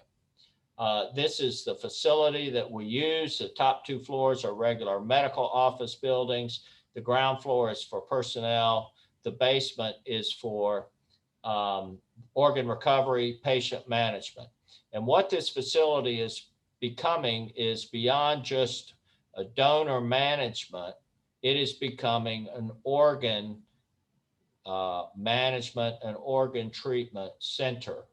This is increasing somewhat in the US. There are now almost 15 of these centers around the country. It hasn't caught on as quickly as many of us thought it would, We hope it will continue to expand. We hope it will expand around the world, but sometimes there are some logistics to keep up with. This is the operating room in the recovery center. John has been the scrub for over 1,000 organ donors. So when you go there, John knows exactly what you need. There are no delays for trauma cases. There are no delays for competing priorities. It's a really great center. The organ yield is higher than donors managed in an acute care hospital. So we believe this is certainly much better for surgeons and surgeon hours and flying time, and is better for organ yield and organ recovery, and certainly organ costs that I did not discuss. Now, we heard a little bit about machine perfusion earlier. I don't speak Spanish, so I could read the slide, but I didn't hear the details. So I'm not sure exactly how much Dr. Maloof discussed, but let me tell you, there are currently in North America, there are 2 machine perfusion devices that have completed FDA testing and trials and are awaiting approval by the FDA. There's several other devices that will be coming online. This will be something we all will be utilizing. Now, we at WashU participated in the study for OrganOx, one of the 2 main systems for normothermic perfusion undergoing consideration in the United States. We were the lead accrual site, so we had 55 patients in that study and gained a fair bit of experience with the technology. So that device is awaiting approval. We have started an FDA-approved investigator-initiated study using the normothermic perfusion to look at discarded organs. So the idea being, if we can take organs that have not been accepted, and that's about 10% in the United States that are recovered, thought to be suitable for transplant, but for some reason, the surgeon or teams are concerned and decline that organ. We think a percentage of those organs are suitable, would be suitable, but there's so much risk to say, well, what if they don't work? What if we create a disaster? So this study, we've called it RESTORE, which is a prospective single center, non-randomized trial, transplanting discarded organs using normothermic perfusion as a viability testing mechanism. This is the OrganOx device. It's basically a pretty all-inclusive, self-contained perfusion device that has an arterial arm and a portal venous arm, and a way to collect bile, and a way to conduct blood gas assessment, monitor glucose, and we look at a few other testing elements.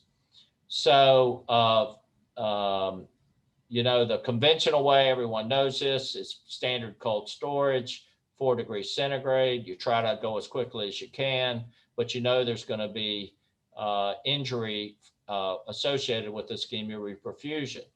Normothermic perfusion maintains oxygen-carrying, nutrient-rich perfusion, 37 degrees in the liver. Ideally, maintains a normal pH and has less organ injury. That's the idea. This study I've mentioned, it's retrospective, non-randomized, looking at NMP as a technique to assess viability.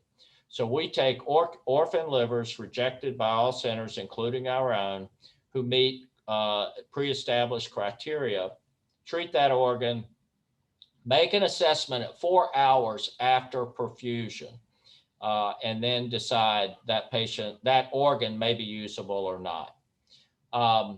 So This especially will be helpful, we believe, in DCD management, where up to 45% of retrieved organs are discarded.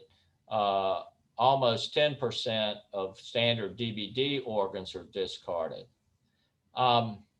So there are a lot of things that are may be happening with machine perfusion. Certainly prevention of ATP depletion is a big target area of interest. So here are, we've just completed the first stage of our studies, which is after we transplant the first 7 organs. So this shows what's happened in the study thus far.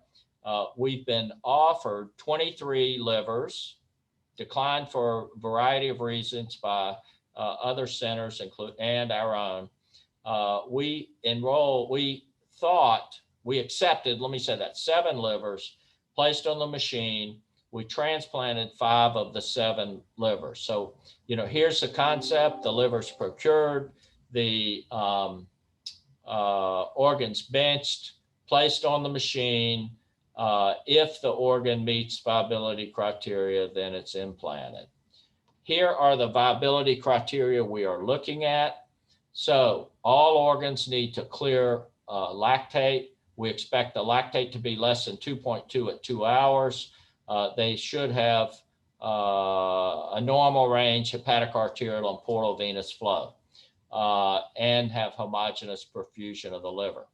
We also look for at least 2 other criteria, 2 minor criteria: pH at maintenance, at least 7.25 or greater, with limited bicarbonate addition. So all of these organs require some bicarbonate addition to the circuit initially, but then pH should be maintained. We expect the organ to metabolize glucose. So glucose should be falling by 4 hours. We look for bile production, although that is not a requirement. And 2 of the 5 we transplanted did not produce bile and functioned satisfactorily. We look at perfusate ALT and AST, and we want homogeneous graft perfusion. So this is how the trial has gone so far. And again, we're in pretty early stages. 23 organs offered, 16 we did not put on the machine for a variety of reasons, put on 7, 5 proceeded to transplant, 2 were not felt to be usable because they didn't meet criteria. This is where the organs come from: Mid-America here in Missouri, in the center of the US, and Midwest here in Kansas. Those are our offers. We have thus far a 71%, we would call it a rescue rate, 5 of the 7 able to be transplanted. These are the reasons the livers were declined, those other 16. Here's the liver going on the device. Here are the subjects we've transplanted. We can talk about those more if anyone's interested. Both DCD and DBD organs. With a variety of reasons, they were declined initially. Steatosis, thought to have bridging fibrosis. DCD beyond 30 minutes. Vessel calcification, marginal CT and OR constraints, and poor perfusion in the donor. These are the criteria of the organs that were accepted and the 2 that were declined. So maintenance of pH was one that the organ just would not maintain a normal pH, did not take up glucose. And the second declined organ did not take up glucose and had very high transaminases. This shows the values that we follow for pH and lactate clearance, as well as transaminases. I'm not going to go through all these, but these are the metrics we track. we think this will allow ongoing assessment of organs and safe transplantation. And I think it's something that all of us are going to have an interest in at some level in the future. I'll stop there. I'm happy to take any questions that you may have.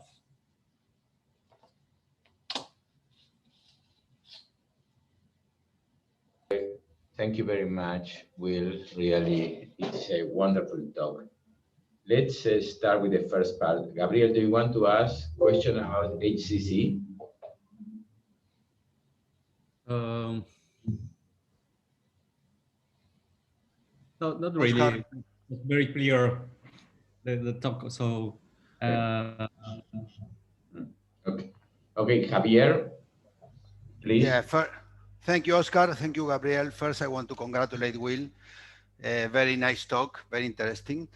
And I was wondering two things, Will. I mean, you said that you had four patients with portal thrombus. So these 4 patients went to downstage. My interpretation, I just asking you how you proceed with that. These were downstage patients that at the end of the downstaging procedure, you still have the portal thrombus and you decided to transplant these patients. Let me know more in detail what you proceeded. I think these are interesting patients that, as I mentioned, in most centers in the United States, they would never be considered for transplant.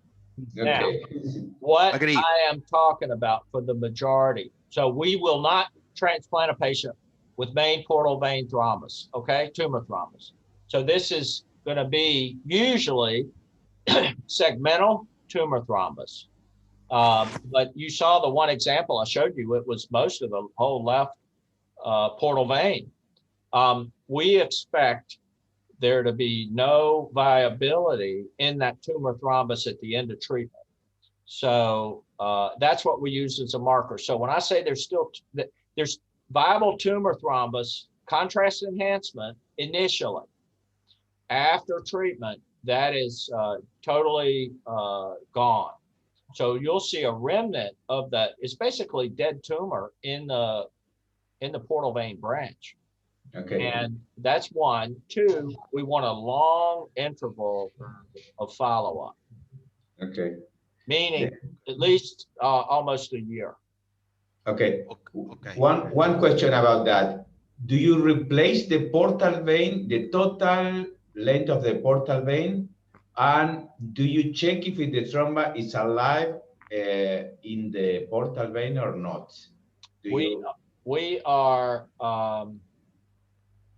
We don't treat the transplant any differently. Okay. So we will use the same portal vein down to the recipient portal vein, but the tumor's up in the liver, okay? It's not down low. And the second thing is we have done biopsies on portal vein tumor thrombus before when we weren't certain, but that's not a routine. We do not biopsy that beforehand. That could be done, but we're pretty convinced based on the imaging that there's no viability. So how these patients categorize, Will? They are transplanted by UCSF and some special categorization. I mean, how they enter the waiting list having a portal thrombus. You know what I mean? Yeah. Well, here's one of the problems. So typically in the past, we had regional review boards in the U.S. So there were 13 regions, each with a review board. We could get exception points for a patient like that. We present their course. We said they've been treated. They're a year out. They have no viable tumor. And make sure their AFP is down. Under the new system, we can't do that. We will not succeed. We will never get exception points, which I think is wrong. I think that's not a good system personally. And so you have to figure out how you're going to get that patient transplanted. I think like this RESTORE trial is one of those ways. Very marginal organs. They're listed for transplant, if their MELD score is high enough, they can get transplanted, but they won't get exception points. Okay. Okay. Let me change gears. The second part of your talk was about the perfusion liver that you use. Yeah. Do you have any idea how much it costs each of the 5 liver that you transplant prior to the transplant? No, all the Any idea about what?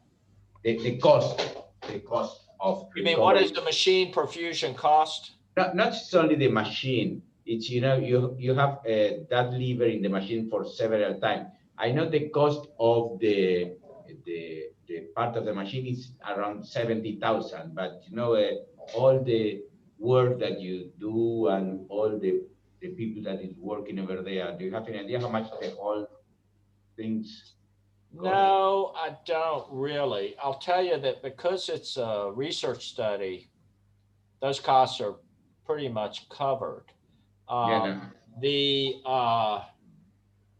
There's no extra cost for the transplant, but that's because it's a research study.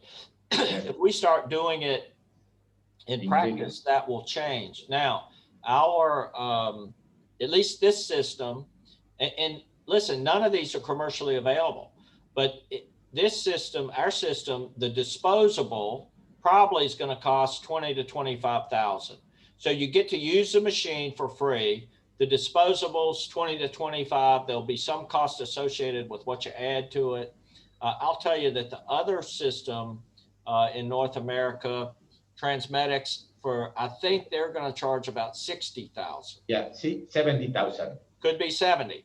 Yeah. So OrganOx will be less, but no question it costs, cheap. It's not cheap. No. And then you add in personnel, it's going to be expensive, but I know. You know, death isn't cheap either. And the patients who, you know, depending on the patient, they keep coming in, they keep having hospitalizations, other things, that's cost too. But I totally agree with your assessment that the costs could or probably are going to be significant. Oscar, can I ask one more question? Of course. Okay, and as Will said, this can be a question and a promotion. Will said that we will have in New York a very important meeting. I will say that we will have in New York a very important meeting and a lot of things about transplantation oncology, as colorectal met symposia, a cholangiocarcinoma symposia. I have to say that here's Marina Berger, that is of my ILTS. We will have a joint symposia with ILTS. We have a joint symposia with ASTS. So a lot of transplant issues. And I was wondering, Will, one question. You said you transplanted 4 patients with colorectal mets. Yeah. And you didn't say anything else, but I was wondering how were your first results, your selection, and if you follow the same path as Oslo or you did some things different by yourself in St. Louis. Yeah, we are very pretty much following the Oslo criteria. I'll tell you our initial foray. So one of the challenges, one of those patients transplanted was part of the Restore trial, okay? How are we going to get exception points for those patients? Right now, you can't get exception points through UNOS for colorectal cancer.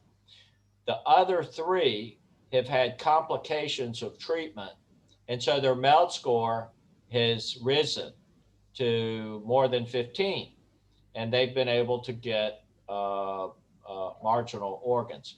So they were chemotherapy complications. Yeah, pump chemotherapy has been a common reason. And so I think 2 of the 4 had ischemic, or not ischemic, had pump cholangiopathy. Okay. So that got them points. But this is, let me tell you, and I'm glad you talked about the IHPBA meeting and transplant, because it's going to be a big focus of that meeting. You know, a lot of the people, I mean, a third of the attendees are going to be pancreas cancer. A third will be non-transplant HPB. I'm hoping a third will be surgeons who do transplant also. And what's going to be the big focus at a meeting like IHBBA? It's going to be cancer.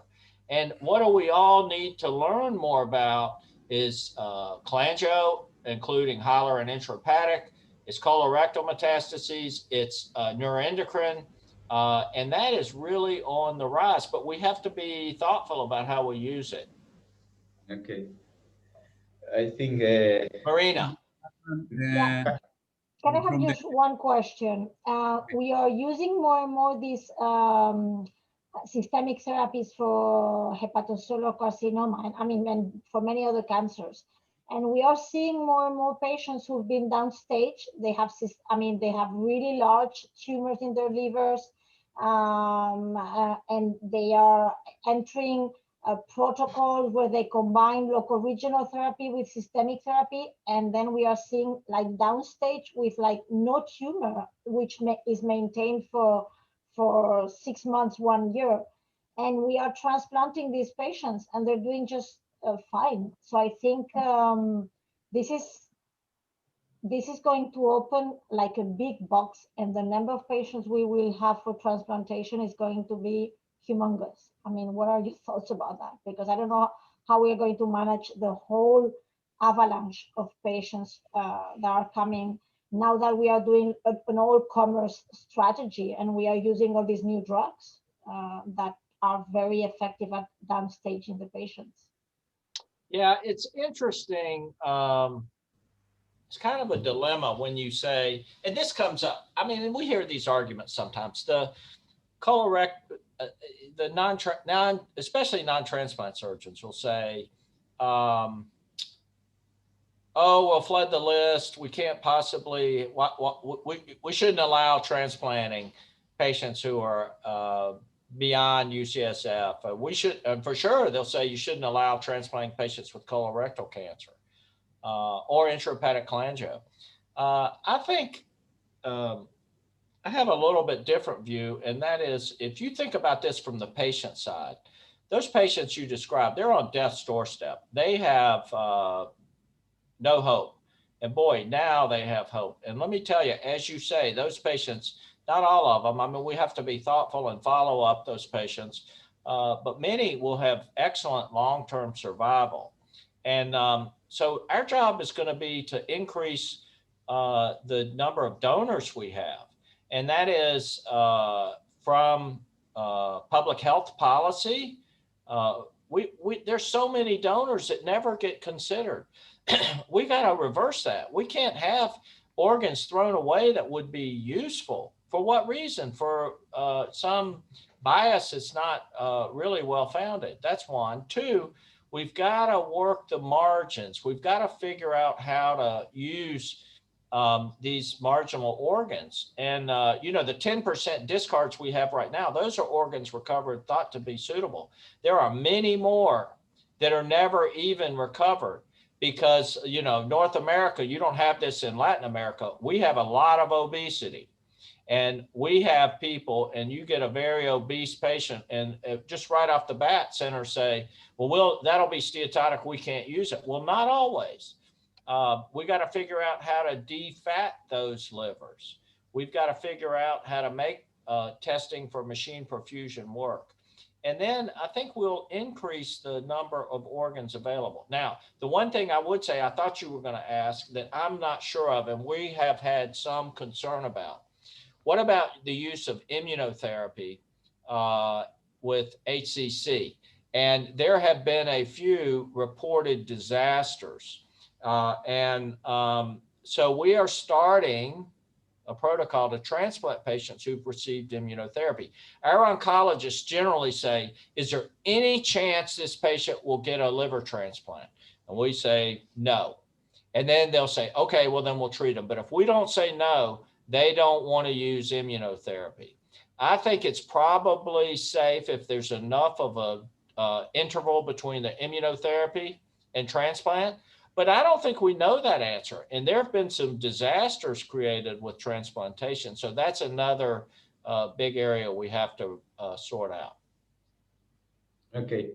I think there's one question from the audience. Jonathan asked, at what moment you take the biopsy of the livers that you put in the machine? And yeah, go ahead. We do that twice. We do that before machine perfusion. We do that after machine perfusion. But we're not using the after machine perfusion biopsy to make the decision. We're using the performance of the organ, the viability criteria to make that decision. Okay. And do you make that criteria with invasive biomarkers or non-invasive biomarkers? Just the lab studies I mentioned to you.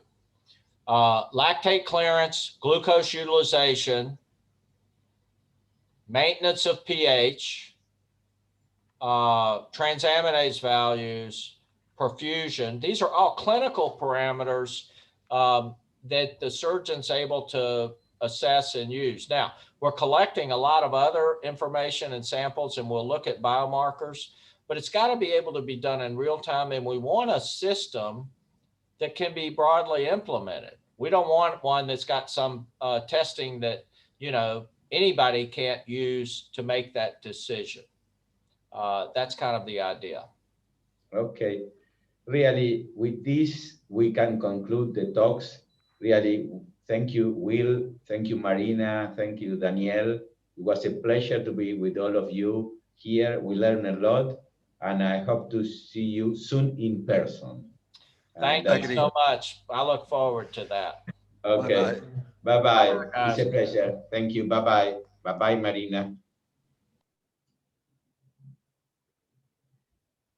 Te quedaste